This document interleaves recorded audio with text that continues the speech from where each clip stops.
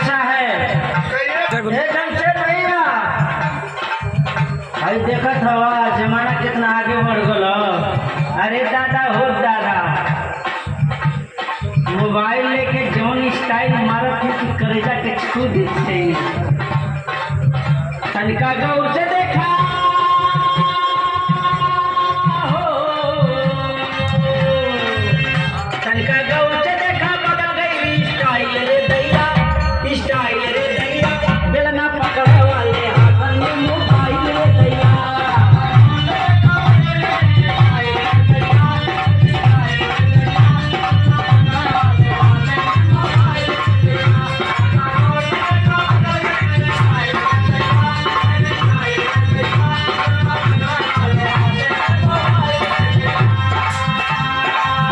तनका गौर से देखा बदल गई स्टाइल रे दैया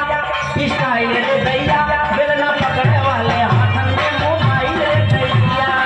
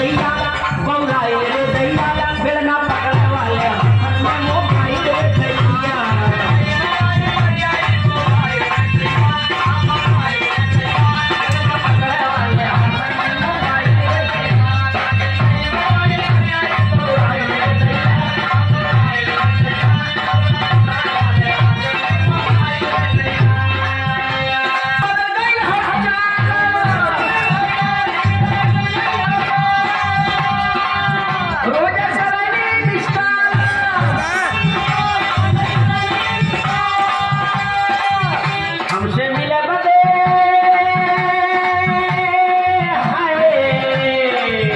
हमसे मिले बदे कदम से पगलाए रे दैया बेलना पकड़े वाले हाथन में मोबाइल रे दैया।